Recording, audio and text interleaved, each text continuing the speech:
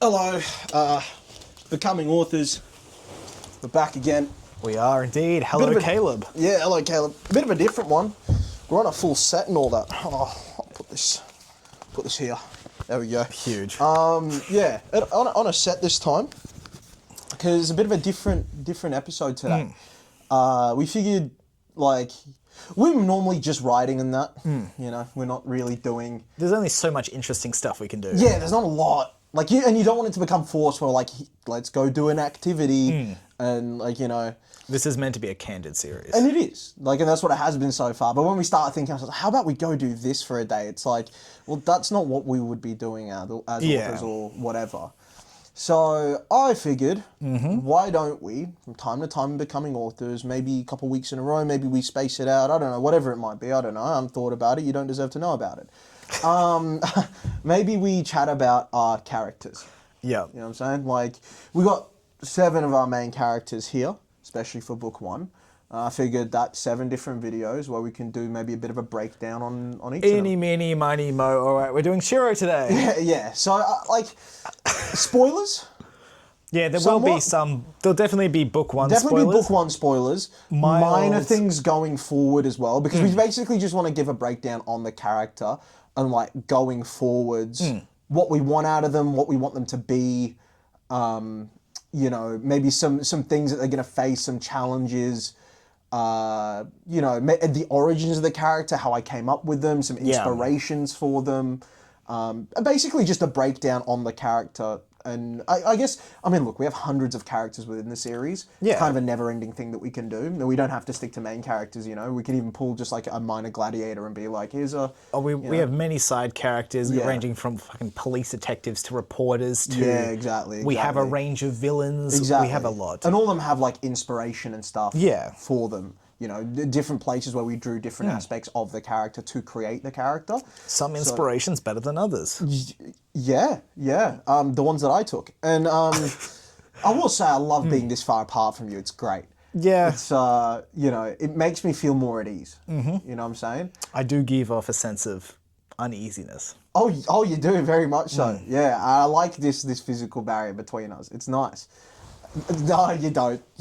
Get back in the corner. Stop covering up Nazo. You'll see by the end of the video, 2 of us will be on one side of the camera. Oh, no. Sizzle. I have working hands and feet that will do you serious harm if you encroach too Serious harm's my middle name. Along with grievous wounds. Is there a silent R and a silent D at the front of those? No. There you go. They're not silent. God, this is stupid. Yeah, you didn't hear them? Yeah, of course. Well, so I guess we'll give a breakdown today on one Toshiro Hikari. He's one of 3 main characters. Like these 3 in the middle there, they're like the 3 main characters. So I figure we just start with the central one right there, Toshiro. I mean, eeny, meeny, miny, mode. Like, it was meant to be. It was meant to be. I think with him, what we've got with him is a lot more of a stereotypical shonen protagonist. Even just a general protagonist. Yeah. Just like a lot of your, I guess, almost young adult books where you have a character where a teenager can be like, I can see myself in Exactly. He's like, and it's that little border as well, because he is 17 and as I'm writing him now, he's 18. There is that crossover into adulthood, like exploring the themes of becoming a man, an adult, and all that sort of a thing. Like early in the books being referred to as boy, even just by our own authoring and stuff, and then that changing into man or young man and that sort of thing. Yeah. You know, there is an element of coming of age with all 3 of those characters. But he's still young enough where sort of young adults can relate to it, but he's facing things that many, you know, adults also relate to. I mean, like, he's in life or death situations a fair amount of the time. Yeah, that's kind of tends to be the case with war games. And I mean, well, so with Toshiro, I mean, the character breakdown itself, it's a classic white hair protagonist. You know, and coming up with that, I knew it was a stereotype, right? Yeah. Like, I knew. But there was something about the tanned skin, yellow eyes, white hair combo that I thought was quite striking. Yeah. Something that just kind of stands out a little more than just the white hair. Did the yellow eyes come before the lightning? That's actually a good question. I don't believe they did. Because if they did, that's funny that is the parallel between them. But No, I think initially he just had brown eyes, and I think in with how the story is quite realistic, having all these different colored eyes and hair as like canonical and like genetic, it's a bit of a bridge to cross. But I mean, we have a pretty good reason for it. They've got superpowers. Yeah, of course, There's a history of superpowers within his family. There is. I think. It makes a bit of sense, yeah. You know, I think with that, like with the different, like a lot of, you know, you got Tendo has orange eyes, you know, like there's a lot of difference there, you know. I mean, to go off topic a bit, one of my favorite worlds where they've set up a reason why all the characters look so like vastly different with their special characteristics is the disastrous life of Psyche K. Oh, that's meant to be a pretty funny one. I know there's apparently a character that is dumb as dog shit in that, like the dumbest character. So like he can't be something like can't be manipulated. He's got nothing going on in his brain. Tendo, yeah. Is that where you got to that? Because I mentioned Tendo. No. I was just thinking of the white hair stuff and yellow eyes. Yeah. The whole reason people in his world have all these wild hair colors and stuff is because he was born with pink hair because he's a psychic and stuff, and he brainwashed the world to start so that it was normal, so he could fit in. So other people started developing them. Yeah, okay. It's just like, I want my characters to have these unique designs. How do I make this happen? I think with us, it's just one of those creative liberties that just adds extra fun to the characters. Yeah. And it's a bit of a thing where you're like, oh, but why? And I don't know, you know, maybe we'll come up with a canonical reason, but there's just something fun about a character with naturally occurring blue hair. Or, you know, green hair, or, you know, something like that, right? Or they just really like hair dye. You could do. I feel like it makes it less cool, though, when one of your villains is, like, out with just dyeing his hair. I don't know. What I mean? He's doing it for an aesthetic. To strike fear in the hearts of his enemies. He's blind. Other people can see him. Yeah, but, like, I feel like if you're blind, you're just not going to give a shit what color He's just got an assistant being like, all right, how do I make you look menacing? Blue.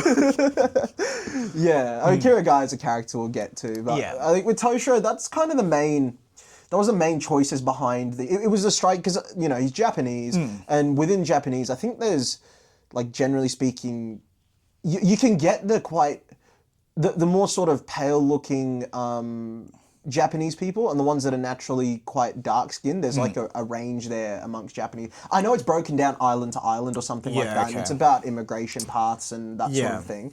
But I suppose Toshiro is one of the ones that's naturally a bit darker. Yeah. I know, I have read up before, there's like, it's specific to certain, like native to certain islands will naturally be a bit this way or that way, you know? I mean, we have a bit of a reason for it to not be on that specific island because we've got, I mean, population nuked. Yeah, People of course.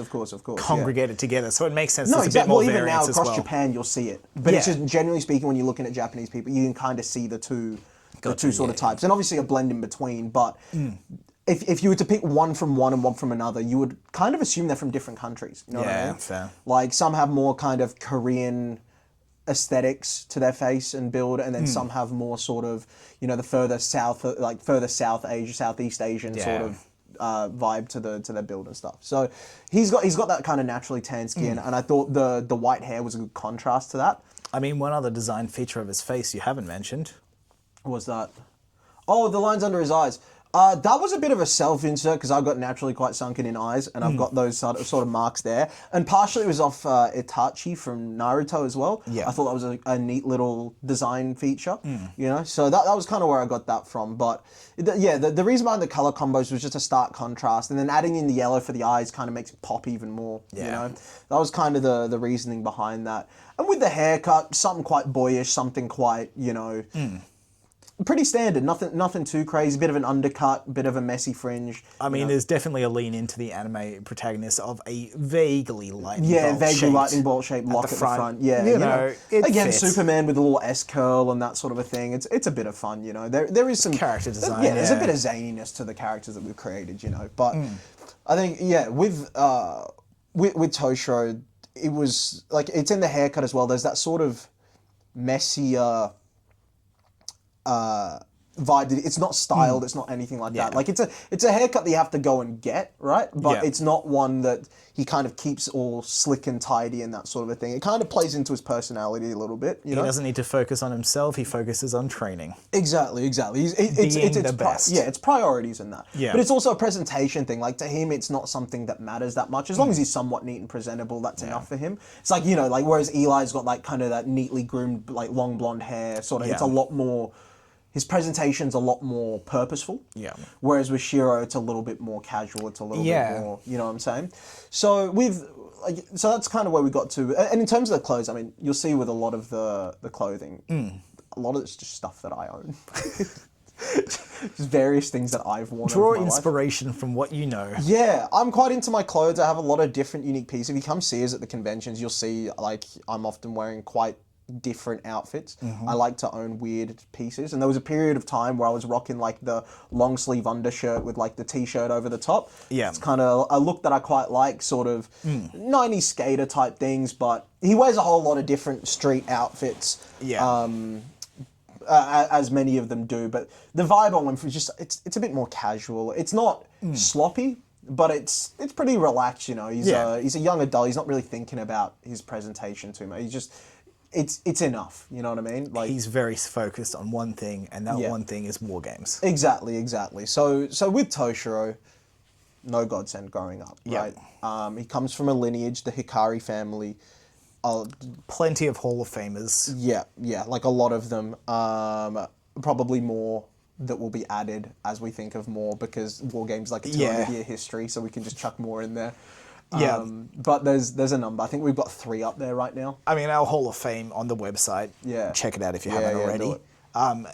It doesn't have everyone who's made it there. No, of course not. Because again, I'm thinking of more characters to add in there and stuff. You know, it's a bit of fun. We could only do so much within our own resources while still devoting all of our time to the books themselves. So exactly. And those will come over time. It's like we're doing this big art revamp at the moment of getting all of the characters into this sort of art style as opposed to the sort of bit more anime one that we have our gladiators in right now. Yeah. And but I think once that's wrapped up, probably like a handful, like 2 or 3 each month, we'll just throw in an extra Hall of Famer, you know, because I've got like a whole list of ones that have drawn inspiration from real people or other things where I'm like, maybe I won't create an entire character around them, but just to flesh out the Hall of Fame, add in extra history and stuff. Plus, if we do any like stories of war games from further back in the day, all of a sudden you can pick a handful and be like, that's going to be the cast of characters for this, you know? Fuck it, leave a comment. Yeah.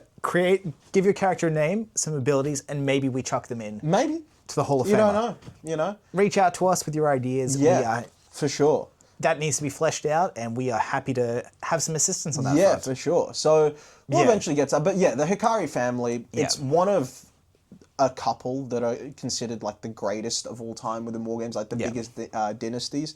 Like we're talking the Tamashii family, which we'll touch on. Drago, Garrett, Law. There's a handful of them that are very prominent that have a number of Hall of Famers, and I think I think it's between Hikari and Tamashii as kind of like the top 2. I would say maybe Drago pushing in there as well. There's probably a couple of others that I haven't got. From what we've fleshed out so far, Hikari is the dominant one. That's sort of what we're... Yeah, exactly. So, and Godsends aren't always passed down. No. It's like a percentage chance of whether it will or whether it won't. Sometimes it can be completely cut off from a bloodline. You know, other times it can be recessive and reappear. I mean, like, we have a family, the family. Which each has vastly different Godsends, and they are all at least sharing most of the same blood. Yes, they're all half siblings. Yeah. Intentionally done. So we'll get to that when we touch on Kuro and Shinsuke. But yeah, so with Toshiro, loves war games, right? He's a massive fan. Avid watcher, knows the game, it like sort of ins and outs, follows it closely. He grew up with his dad being the best of the best and watching probably the greatest of all time. And he was living around the gladiators with his father and stuff like that. So Exactly. Yeah, he grew up in the Red Dragon household, which is a faction that his father was a part of. Yeah, right? so he's very closely tied Yes. from a young age to war games. Exactly. And it is the biggest thing within this world. It is definitely the creme de la creme. Yeah, it's sort of the focal point of culture within the world. You know, that's kind of what war games is. It's I guess like gladiatorial combat from Rome, but there's probably other instances as well, other examples of where something is like the absolute focal point. Yeah. It's kind of like, you know, especially back in like years gone by when things were just about what was on television, right? Like the sort of grip that the World Cup had over the world. And it still does today, but back then especially, it had a grip over the world. Whenever the World Cup was on, the world stopped and watched, right? You'd get like something stupid like a seventh of the population of the world tuning in for matches and stuff, right? It's that sort of central, if not more so. Right? The world revolves around it, and I mean, the world's needed something to band together. As again, the population's been decimated. Exactly. Following the Age of War, you know, 70% of the population died out. In the war and the years that followed, you know, the Age of Anarchy and that sort of thing. So something for the world to band around. Exactly. It's a distraction time, in a sense, you know. It is giving people something else to root for, something else to focus on, to aspire to be. Yeah, exactly. That isn't.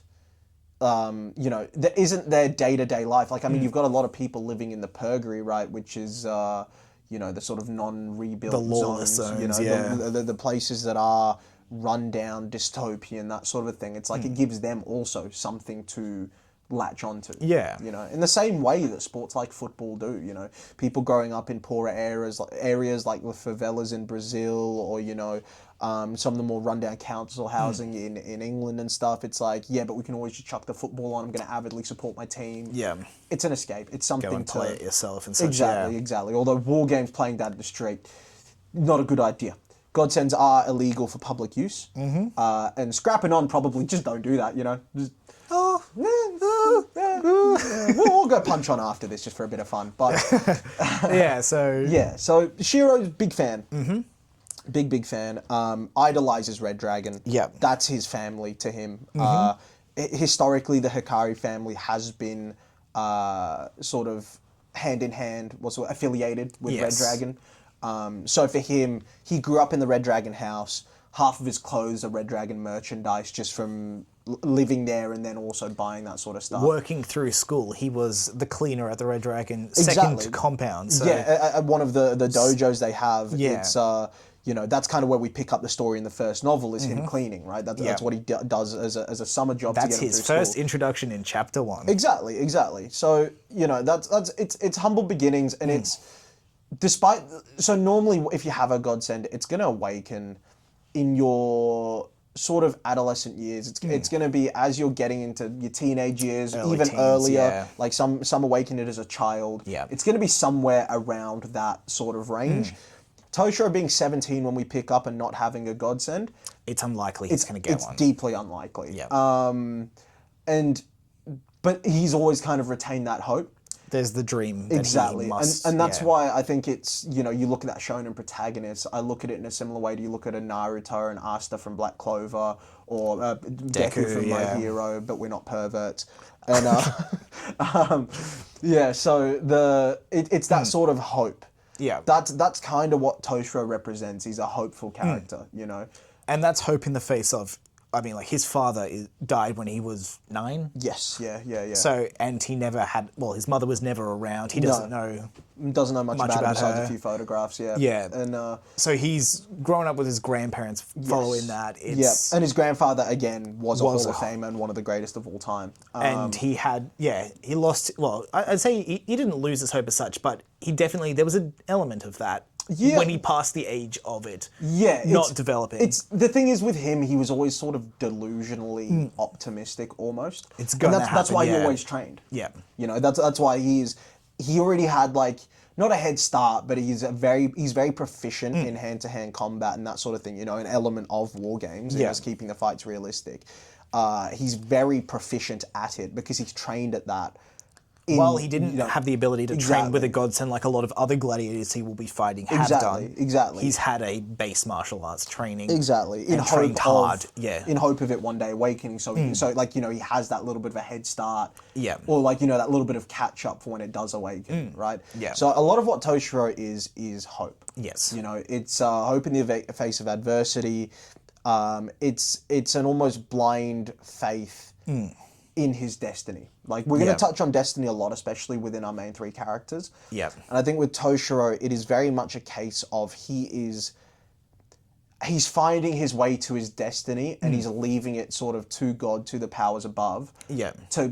And having faith it'll be guided there. And how fruitful that is will come into play, right? But obviously, in book one spoilers. Yeah. So he gets his godsend. Yes. Right. So whoa. So he gets his godsend, lightning. Right? Shocker. Very good. Thank you. So lightning. Yeah. Right? That's the Hikari godsend. Now we're taking a bit of a tangent. We can get into that. Yeah. Within this world, lightning godsend is an incredibly potent one. Yes. It's an incredibly rare one as well. Yeah. Check out our podcast about electric eels. Honestly, we talk a bit. Don't. No. We do talk about it though. We do talk about it, yeah. Just the abilities that electricity and lightning has that we will delve into. Yeah. We haven't. A lot of his lightning powers haven't been super fleshed out because he's mostly focused around the martial arts side of things. Yes, in these early novels. Yeah. And as he grows stronger, as his godsend develops, he will get specific lightning stuff rather than just an enhanced ability. Yes, he'll get more. Within book one, he's got the Thunderbolt Spear encasing his hand in lightning. And leading him with a punch or whatever it might be, and that's kind of his kill shot, right? But you could do the same thing with sort of like a flaming fist. Of course you could. Anything like that. So it's a very minor level ability, of his. Yeah. I think we talked about it recently. When initially coming up with the character. Yeah. That wasn't the godsend that I came up with. In the early days, in my first iteration of drawing the manga and all that, he had sort of jet propulsion. Yeah. Right. Like you could grow. These sort of extrusions from his limbs that would act as as turbines, as jet engines that would increase his speed, power, but he'd hit real hard sort of thing. So an element of that has transferred across to his lightning abilities. Yeah, definitely. And funnily enough, there was actually a second godsend I gave him that he was going to awaken in I think it was actually where we're at with book 3. No, it might have been later on. We scrapped that idea so we can talk about it. And that was explosive clap. So that, boom. Which we've given to another gladiator. We've given to another gladiator, Wolfgang Klein. Thank you. So when he would impact someone, it'd be like an explosive force coming out of it, big, boom. Like even little things, like I think one scene I had him doing at one point was in the middle of a fight when he first awakened it and he kept it kind of on the down low, was all he did was click his fingers and it knocked someone off balance. Just like a little sort of minor shockwave sort of thing. To go back to the pervert fandom, the My Hero snapping the fingers with the explosive release of force. Yeah, exactly. I think this one, the inspiration for it was actually Full Metal Alchemist, I believe. The fire? Yeah, the fire guy. So it's not exactly the same, but it was that visual, that sort of a thing that got me to come up with that. And for the jet engines, it was Jugo from Naruto. That was, he has organic sort of jet engines whenever he goes into his Sage mode. So those were kind of the inspirations initially. And then Lightning he was always going to get, but that was going to be the third godsend he got. But then I just wanted to simplify everything back. I just wanted to reel it all back, give him something a bit more standard, protagonisty. Having 2 godsends is already a rarity. 3 would have been. Exactly. The world's changed so much since those early days of planning. Yeah. It's an entirely different story at this point. Yeah. But with the lightning, a massive inspiration was Luxus from Fairy Tail. We talked about it in that godforsaken Electric Eel podcast. You'll love it. Check it out. Episode 12 or 13? Yeah. So it was Luxus traveling via lightning bolt, which was to me just made lightning the coolest power in my head. Up until then, I always thought it was cool. Yeah. But it was that specifically that made me go, that is the coolest power. Yeah. Just something so striking about it, So that's kind of where I got with his godsend and giving him lightning. That was kind of where it all originated, like his sort of inspirations for that. And I think as a personality type, we are looking at, I don't think Deku's quite right. No. I think more of a Naruto. Like there's elements of Naruto in there, elements of Natsu from Fairy Tail, Asta from Black Clover, but they're notoriously quite dumb characters. Toshiro's probably, he's not the smartest of the three, but I would put him probably at second in terms of his general day-to-day just ability, like school leveling, that sort of thing, you know? Kuro the Shiro, and Eli probably. I'd back it. Yeah, I'd put him, like, Kuro's like a genius, like he's very, very smart, and we'll touch on that in another video, but with Toshiro, he's a smart guy, right? But it's that sort of enthusiasm, that sort of...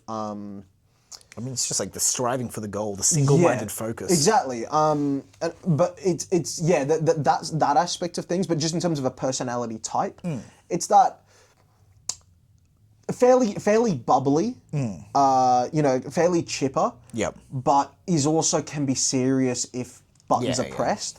Like, he is known to goof around a little bit, especially around the right company. Yeah. Like, he's someone that can be very easily egged on, like, around Josh. Yep, I was looking for him. And especially later on, again, spoilers for the future of the series. I mean, it's not really a difficult thing, but when he's surrounded by the likes of Kenta as well from the Red Dragon main team. I mean, you see that a little bit at the start of book one as well. Exactly. When they're around each other, it's like, that kind of eggs Shiro on to be a bit more goofy, and he definitely... He probably has the most of that side out of the three of them. Yes. And that's why I would relate him more to a Naruto. Fair. Like, Naruto can get deadly serious when the time arises, but most of the time he's a bit of a clown. Like, I don't think Shiro's to quite the same extent where he's like a prankster. Josh is probably more that exactly, extent, exactly. But It's sort of that in-between zone sort of thing. And I think Toshiro's a fun character to write. Yes. Because of that goal and because of that, what he's achieving, it's very clear, it's very set out, and you find yourself sort of rooting for him in terms of, you know what he wants, and the way he goes about it isn't the roundabout way. No. He's putting in the work, he's putting in the yards, and he's just determined as ever to get there. And he faces setbacks. Yeah. This isn't a story where all he's going to get is wins, right? Like, I've just written a setback of his in book 4. He does have a lot of wins off the bat, but he does also have some losses in there, which he has to. Is realistic. And I think that's something that we're going to explore, right?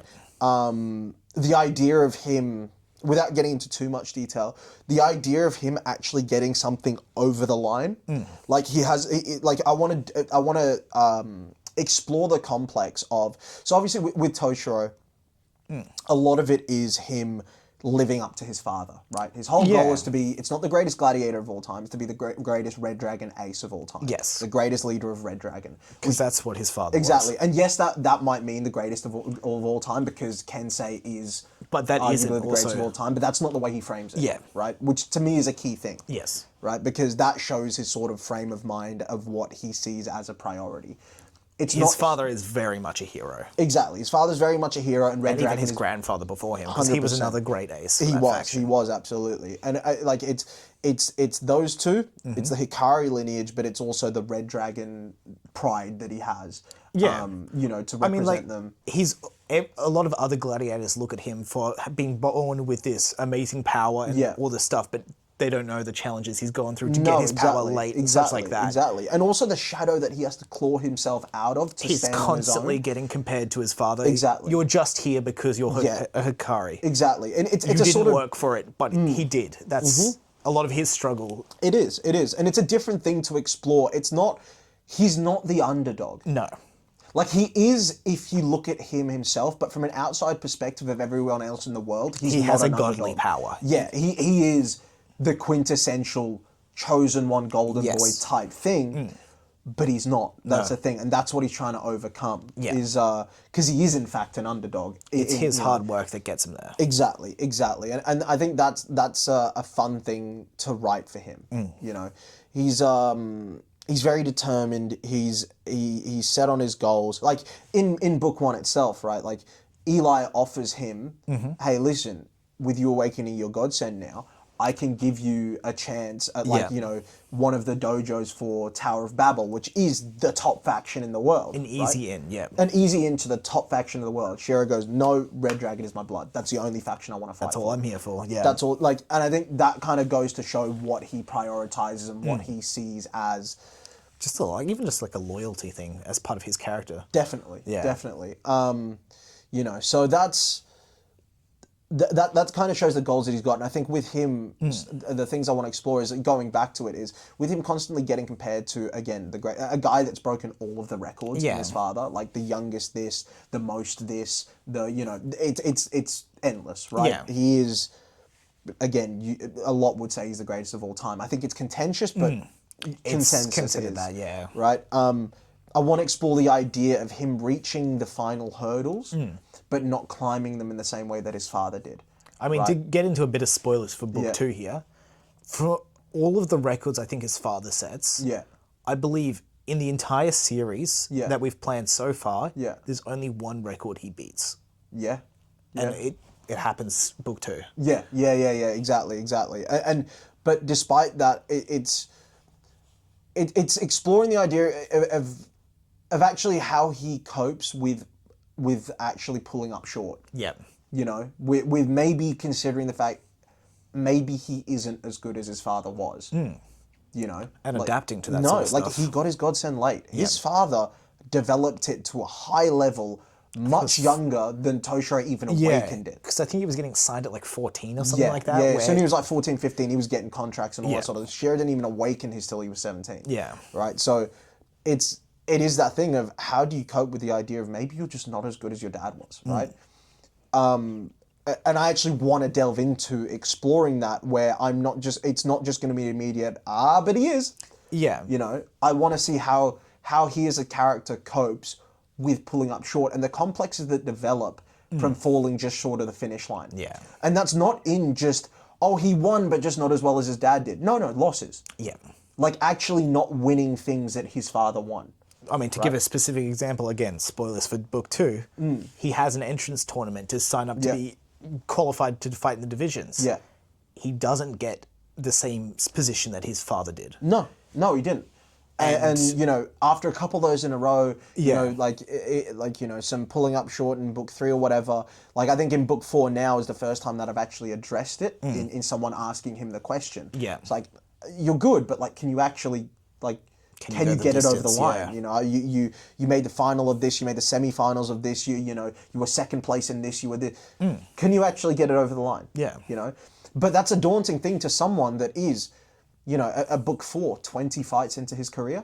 Right? Most people have 20 fights before they even get signed to a faction.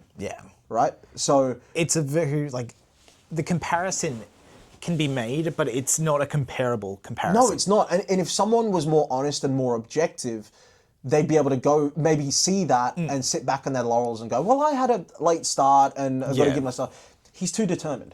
Right? He doesn't care of the fact that he started late, that, you know, the setbacks he's facing, he hasn't had the time to adjust or, you know, get used to the fights or get, like, settled into war games. He has these stats that he has these expectations for himself, yeah. You know? Like, he expects the same level from himself. And that's, it's a tough thing to navigate, right? Someone that does have those lofty expectations, right?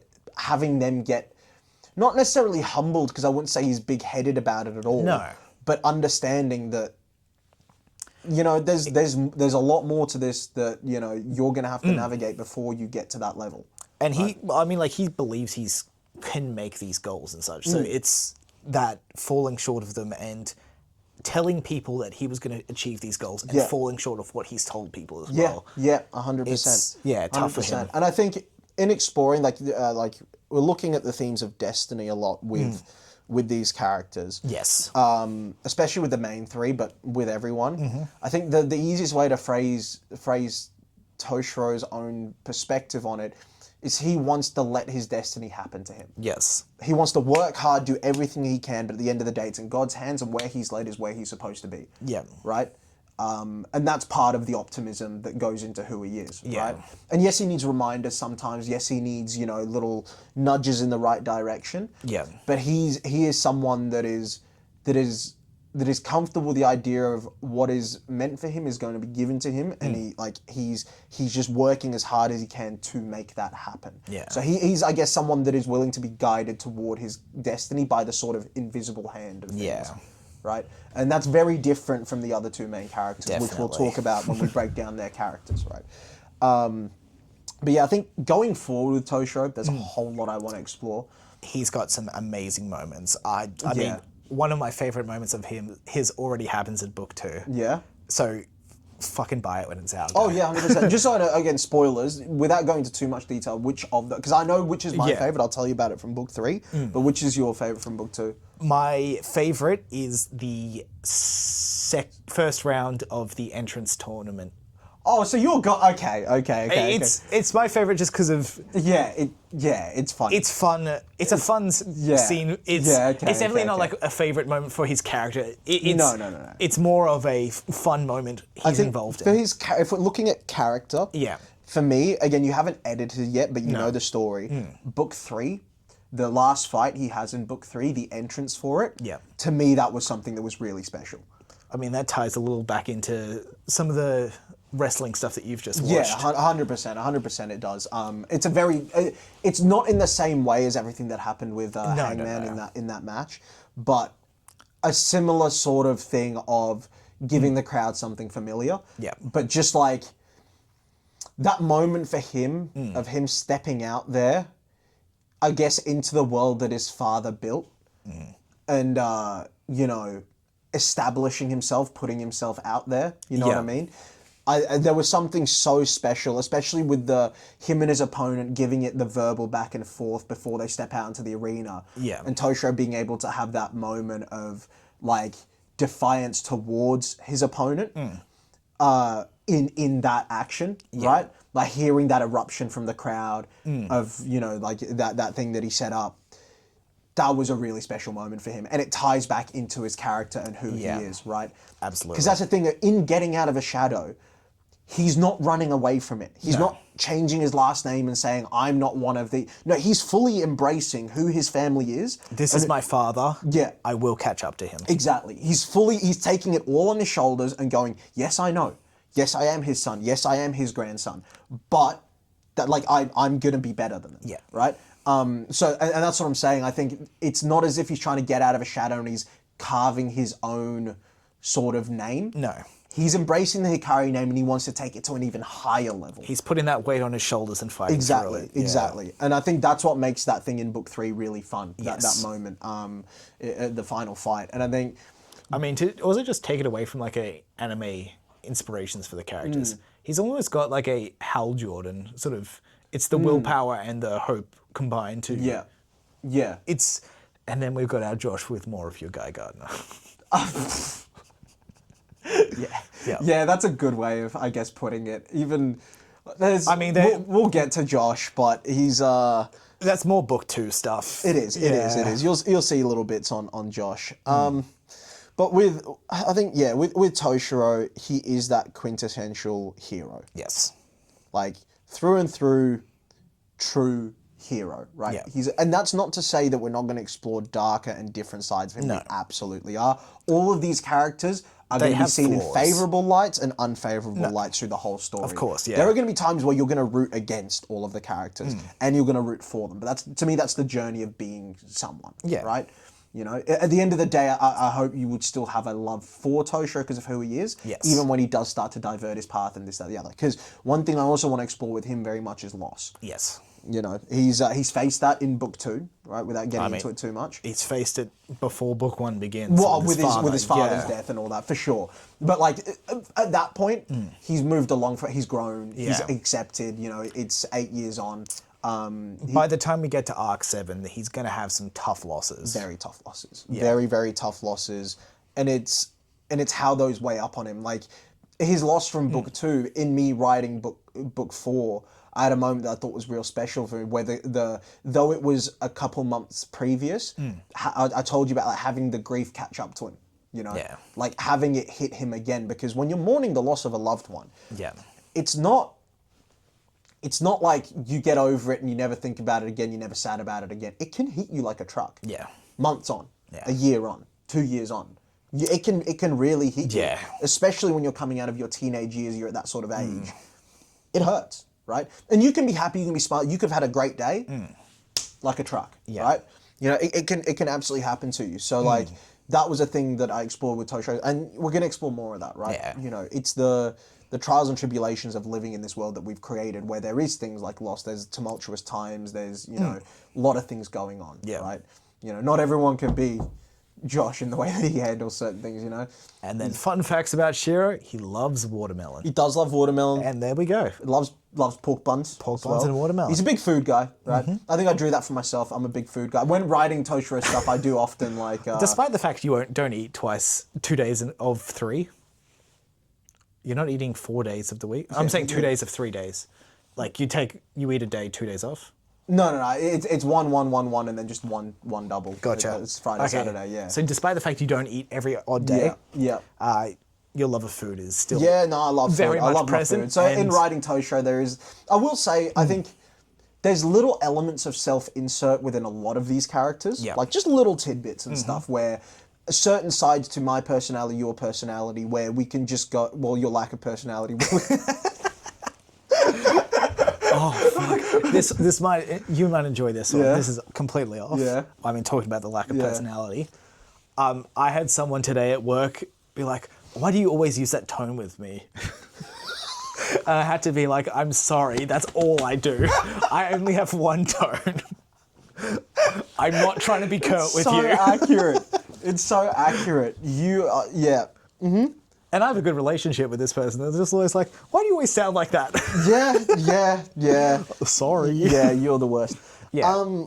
But yeah, so there is elements of like personality with them. I definitely will say my more optimistic sides, I kind of place within Toshiro. Yeah. Right. Like me at my best, me at my most driven, me at my like whatever. I try to take elements of that, how I feel, how I think, how I, you know, at certain points, and kind of put that within Toshiro. I think in terms of natural. I think also some of like the, because you were obviously the Prince of Tennis, a pro tennis player.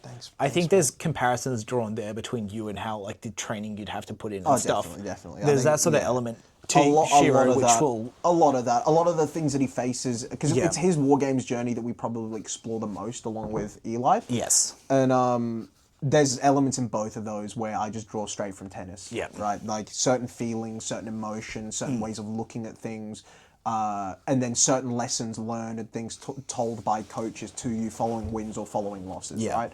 A lot of that is just drawn straight from there. I'd say, when I'm just at my most, though I would say I probably see most of myself within Shinsuke, I would say most of my personality I would put within Toshiro. In like the sort of, like I'm a lot goofier than Shinsuke is, right? Yes.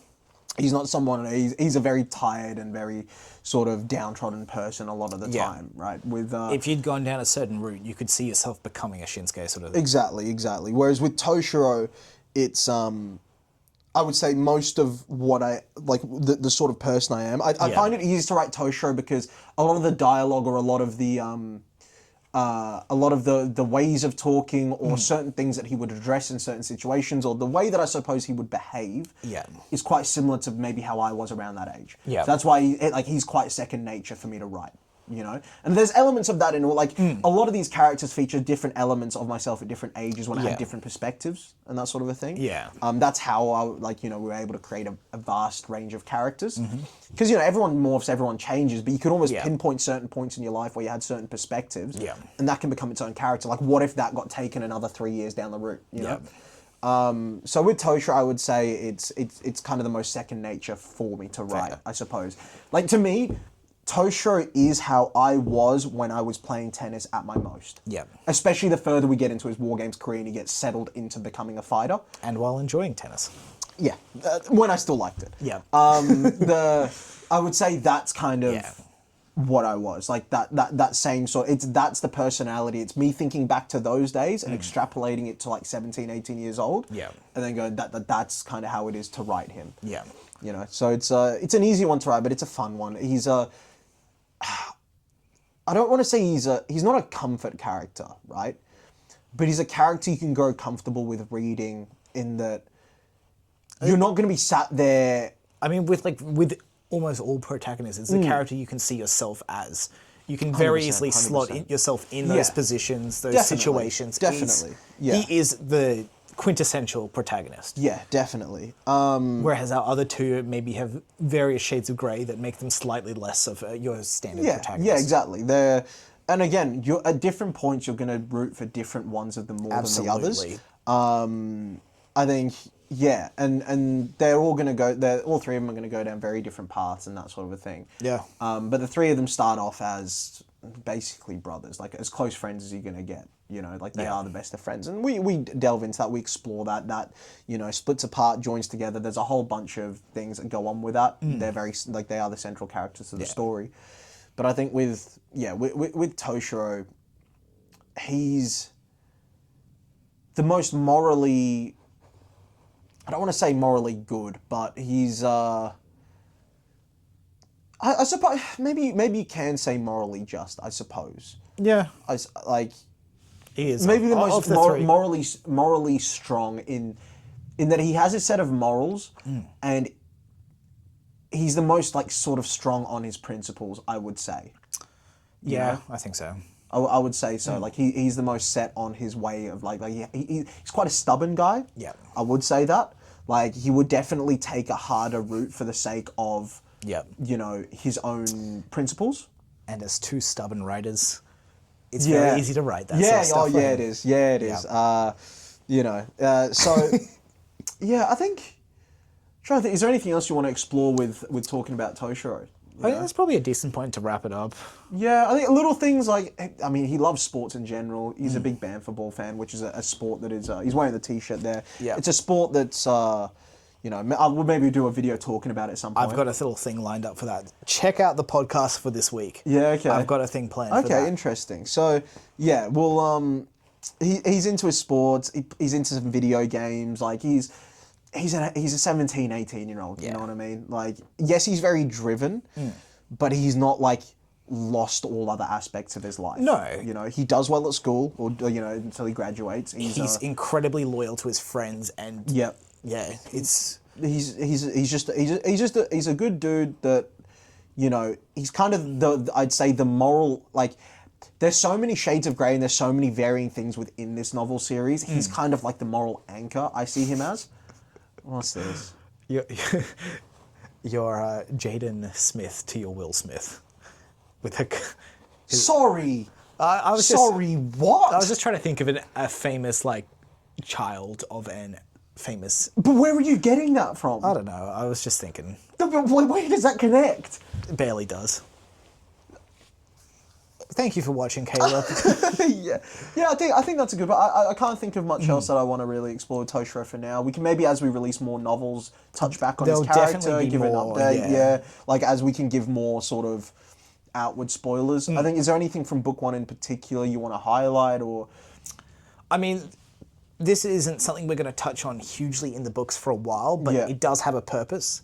Him traveling to the ethereal plane, or whatever you want to call it. Yeah. A lot of that sort of stuff, if you think we've forgotten about some of the stuff, I promise you, we haven't.